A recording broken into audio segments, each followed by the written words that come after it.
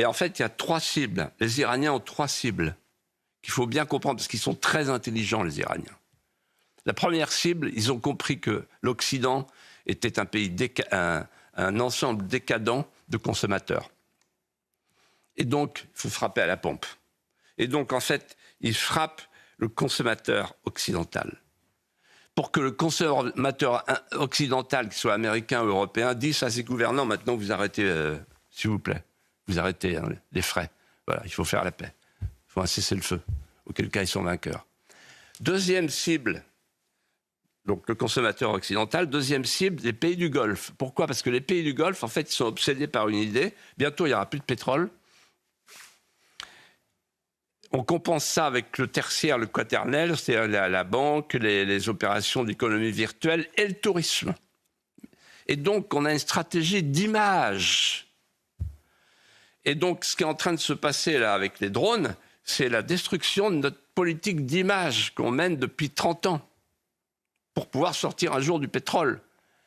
Parce que le touriste fortuné qui vient à Dubaï, entre parenthèses, faut vraiment, à la limite, je préfère presque Miami, mais bon.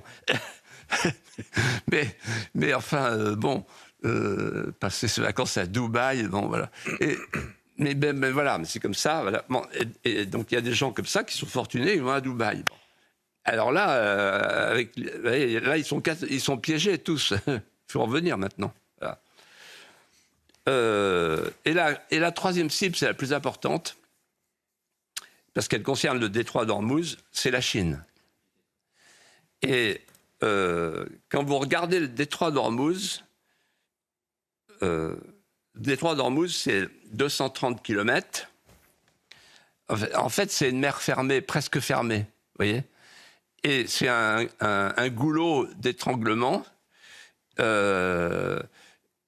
quand vous êtes entré dans le détroit d'Ormuz, il faut faire demi-tour pour en sortir. Et le détroit, il fait 35 km lui-même. C'est ça. Et donc, en fait, vous avez d'un côté les pays du Golfe, et de l'autre côté, vous avez l'Iran. Donc, en fait, si vous rentrez dans le détroit d'Ormuz, vous êtes là sous les canons de l'Iran.